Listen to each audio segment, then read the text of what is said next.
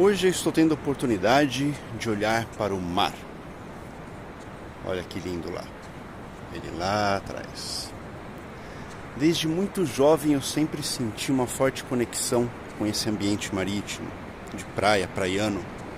O som das ondas, a maresia, o sal nas narinas, o vento constante tocando a nossa face. Quando eu observo o mar, parece que tudo faz sentido. A vida se explica de um modo simples. É como se o algoritmo básico da existência se mostrasse para mim. Mas daí não demora muito para minha mente de ser humano se lembrar dos problemas que a advocacia traz. E eu digo que é realmente difícil se desprender do que esse meio tão pernicioso, insalubre, no qual eu me meti para ganhar a vida, tem a oferecer para os seus. A verdade é que o direito não é sério, ou seja, as pessoas que trabalham com direito, mesmo conscientes de que elas estão mexendo com a vida alheia, essas pessoas não levam a realidade a sério, ou melhor, elas não levam as suas próprias crenças a sério.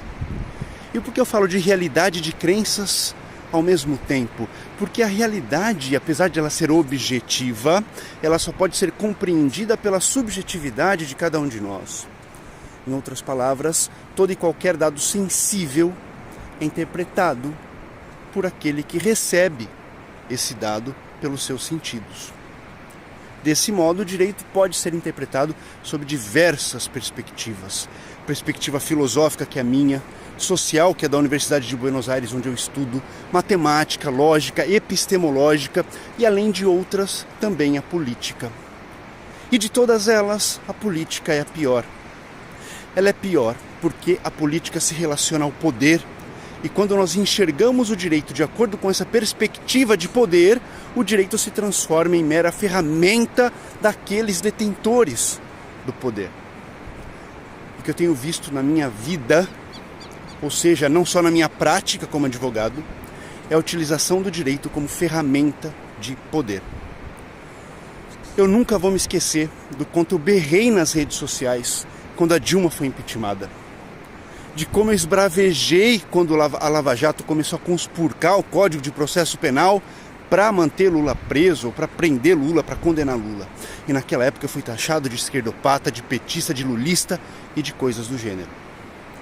Mas eu jurava naquele momento que, apesar da minha inclinação política ser uma inclinação de centro-esquerda, a leitura que eu fazia era completamente jurídica. Eu me juntava naquele momento ao time dos operadores do direito que bradava pelo cumprimento das garantias constitucionais e legais dentro de um processo judicial. E como o Brasil é esquisito, é estranho, aqueles de nós que defendem o cumprimento do que está na Constituição, do que está nas leis, essas pessoas são chamadas de garantistas, como se fosse algo extraordinário fazer isso. Pois bem, se isso é ser garantista, então eu posso dizer que fui sim um bom garantista. Os anos se passaram, a roda do poder girou e aqueles que estavam sendo atacados pela máquina voltaram para o poder. Então o judiciário, que faz pouquíssimo tempo atacava o PT, passou a atacar o outro lado. E o que eu faço diante de uma nítida conspurcação dos fatos que se deram, por exemplo, em 8 de janeiro do ano passado? Eu continuo na minha posição de garantista. Apesar de eu ser completamente avesso ao governo Bolsonaro, não é segredo para ninguém, eu não posso simplesmente aceitar o que o sistema está fazendo com os bolsonaristas. Não foi tentativa de golpe, e digo que não foi porque eu sou garantista. Eu aprendi com a obra de ninguém menos que Nilo Batista que um dos princípios do direito penal é o princípio da lesividade. O que diz esse princípio? Esse princípio diz que o direito penal deve se preocupar com aquilo que efetivamente lese ou com aquilo que efetivamente tem a capacidade de lesar um bem jurídico tutelado pela norma penal. Vou dar um exemplo. Se eu furtar R$2 do Silvio Santos, eu não posso dizer que houve um crime de furto. Por quê? Porque eu nem de perto fui capaz de colocar o patrimônio dessa vítima em risco. Existem outras formas jurídicas de cobrar esse valor e de punir a pessoa que furta esses R$2 de um Silvio Santos. Desse modo, de acordo com o princípio da lesividade de Nilo Batista, no livro de Nilo Batista, furtar R$2 do Acenor Abravanel é uma ação que, apesar de moralmente inaceitável, sabemos nós, ela é destituída de tipicidade. Que tipo de tipicidade? É destituída de tipicidade material. Bem, esse é um pensamento tipicamente garantista. Então, se eu sou garantista e olho para os baderneiros do dia 8 de janeiro, que em grande parte são aqueles aloprados, loucos, que ficaram meses acampados na frente dos quartéis pedindo intervenção militar, eu posso dizer que essas pessoas efetivamente ameaçaram derrocar o Estado Democrático de Direito? Aí começa um esforço do STF, na figura do ministro Alexandre de Moraes, de construir provas de que existia um plano para acabar com a democracia. Aí eles falam de um grupo chamado Kids Pretos. São pessoas, no mais das vezes, da reserva das Forças Armadas. E a informação que eles trazem é uma informação tacanha de que esses Kids Pretos, um grupo formado, repito, basicamente de militares da reserva, pediram para os baderneiros de 8 de janeiro improvisar armas, inclusive com o mobiliário dos locais que eles estavam invadindo. Então me pergunto, como que seria essa derrocada do Estado Democrático? A derrocada da democracia seria paus e pedras? Aí então, um mês depois de uma pesquisa apontar para o dado de que menos de 20% da população, na verdade 18,8% da população brasileira, acredita que não houve tentativa de golpe no país, quer dizer, acredita que houve, os 20% acreditam que houve, ou seja, mais de 80% acredita que não houve tentativa de golpe no país. Depois de saber disso, o que faz o STF? Libera o vídeo de uma reunião do Bolsonaro, como se essa reunião fosse uma prova irrefutável de que existia um plano de golpe. Eu não sei se o pessoal chegou a prestar atenção no conteúdo dessa reunião. Chegou a olhar com critério para isso, porque o que eu vi ali, para além da babaquice, que é característica do Bolsonaro e do seu time, o que eu vi ali foi um povo que jurava que havia mutreta no sistema eleitoral e que eles deveriam fazer alguma coisa a respeito antes das eleições. Bolsonaro fala até de chamar a OAB para participar da lisura do que seria feito, do que eles talvez proporiam a ser feito. É algo ridículo? Sim. É algo patético? Sim. Mas vejam, ele queria lisura do procedimento, ele queria lisura jurídica do procedimento. Não bastante, vem à tona o plano de golpe. Um documento que seria uma minuta de estado de defesa que ocorreria nas dependências do TSE e, se necessário, nas dependências dos TREs, e envolveria uma gama de autoridades. Ao final, então, o relatório seria apresentado à OAB e a organismos internacionais de direitos humanos. Mais uma vez, tonto? Sim. Patético? Sem sombra de dúvidas. Tentativa de subverter o Estado democrático, subverter a democracia, envolvendo processo às claras e organismos jurídicos nacionais e internacionais no controle do ato? Jamais, jamais. Então o que está acontecendo é o que eu vejo acontecer todos os dias nos processos em que eu atuo. O judiciário constrói a narrativa que lhe interessa, e ao invés de partir do caso concreto para extrair a norma, mais uma vez, teoria substancial do direito, ele constrói o caso concreto para adequar esse caso concreto à norma que ele já quer pretericamente aplicar. Essa minha leitura, ela é política? Vocês percebem? De jeito nenhum. Não é. É uma leitura puramente jurídica. O povo que invadiu a sede dos três poderes em 8 de janeiro queria derrocar o governo eleito? Claro, queria derrocar o governo eleito. O meio utilizado, o meio que eles utilizaram para tentar isso, era capaz de promover essa derrocada? Claro que não. É óbvio que não. Repito, a paus e pedras. E se o meio é completamente ineficiente, o que nós temos, criminalistas? Nós temos o que é chamado de crime impossível. É como tentar matar alguém com uma arminha de água, por exemplo. Nós não chegamos nem perto de ter o governo destituído. Nem perto. Quantos dias os funcionários dos três poderes deixaram de trabalhar? Quantas sessões das casas legislativas foram interrompidas? Zero. Zero. Foi absoluta a ineficácia do meio elegido por esse povo. por esse povo extremamente aloprado.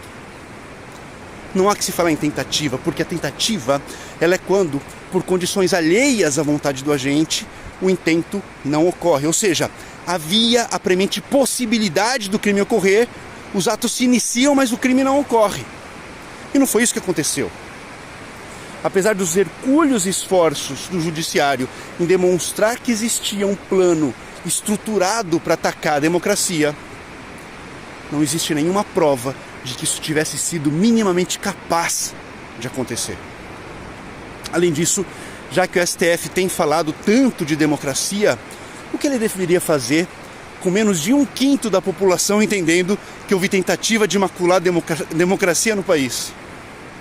Ou a democracia participativa não tem como soberana a vontade do povo? Ou a democracia, por acaso, não é mais baseada nos anseios da população? Bem, tudo isso importa? É claro que não importa. Porque a narrativa de quem tem o poder nas mãos é a única coisa que importa para o direito moderno. Enfim, botaram-me num grupo chamado Garantismo Penal. Esse grupo, inclusive, tem um perfil no Instagram. Figuraças conhecidíssimas do direito participam desse grupo, não vou citar nomes. Eu fiquei ali quieto por algum tempo. Lá, quando quieto, eu pude ver o mais famoso do grupo ser um pedantista meio que asqueroso, sabe? Diante de um membro que chamou essa estrelinha da Academia Jurídica de polêmico, mas em tom de elogio, olha, o cara polêmico. Esse cara disparou: eu sou um jurista reconhecido, com 85 obras escritas. Chamar-me de polêmico é me diminuir. Enfim, eu ficava calado só observando, até que no grupo de garantistas eu vi a defesa do indefensável. Eu vi muitos desses figurões apoiando a restrição de comunicação que o Alexandre de Moraes impôs aos advogados daqueles que estão sendo culpabilizados pela tentativa de derrocar o Estado de Direito, o Estado democrático de direito. Aí eu dei minha opinião, que eu acabei de falar para vocês, que é de que é uma forçação de barra esse processo que está sendo usado politicamente para colocar o STF como salvador da democracia brasileira. A primeira coisa que aconteceu foi esse figurão pedante sair do grupo, porque, segundo ele não se senta à mesa como gente do meu tipo. E eu acho, sabe o quê? Que ele fez bem, porque se ele continuasse lá, epistemólogo que é, ele seria um epistemólogo desbancado pela própria epistemologia, porque eu faria isso. Eu faria isso e conseguiria fazer isso porque eu estou alinhado com a verdade, com a realidade dos fatos. Mas ele, como bom profissional do direito que é, ele sequer se dá o trabalho de debater com gente como eu. É a mesma coisa que acontece com os juízes, que simplesmente não respondem aos embargos de declaração que nós apresentamos. Eles olham de cima para baixo e dizem a si mesmos: quem é esse serzinho na fila do pão para questionar a minha posição? Gente, é realmente inacreditável a semelhança da ação. Bem, outros tantos desse grupo se levantaram contra mim, mas de um modo bastante respeitoso. Salvo uma exceção, que apelava para o discurso ad hominem, mas foi uma exceção. E assim se deu um debate sadio, que durou um dia todo pelo WhatsApp. Ao fim do dia, eu fui surpreendido com a minha expulsão sumária, sem qualquer aviso, do grupo de garantistas.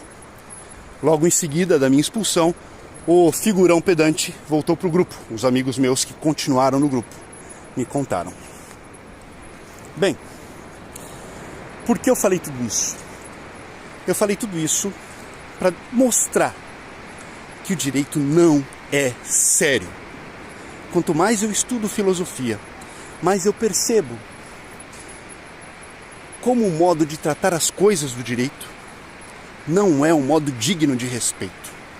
E, na minha opinião, isso acontece porque o direito é não só visto, como também é usado de modo político. Ou seja, ele é somente uma ferramenta do poder. A prova disso? Bem, aí está. Se os maiores garantistas do Brasil agem dessa forma, ou seja, além de serem garantistas de ocasião e não de coração, eles expulsam sumariamente quem pensa diferente deles do grupinho, sejamos francos. Então a porcaria que nós temos como poder judiciário já é até muito para esse povo. O copiar e colar de decisões denegatórias de direitos, que é tão comum no nosso cotidiano, que já virou praxe nessa privada que nós chamamos de poder judiciário, possui até mais dignidade do que o necessário se é para atender gente assim. O duro, meus caros, é que quem sofre com tudo isso são os jurisdicionados. Pobres coitados dos jurisdicionados que estão nas mãos dessa raça que se veste de terno e gravata, que fala difícil, que olha para o mundo de um pedestal particular, tudo para sobrelevar o que eles têm e que fazem questão de ter. O rei na barriga. Não é à toa, meus caros, que as vestes do direito são as vestes mais chiques possíveis. Não é à toa que a figura dos mais bem-sucedidos da nossa estirpe estão vestidos de relógios caros, se utilizam de carros caríssimos. É para isso que o direito serve. É para isso que o direito moderno serve. Dar poder e manter poder a determinadas pessoas. Portanto, estudantes sérios, fujam do direito. Façam qualquer outra coisa da vida. O direito não é sério.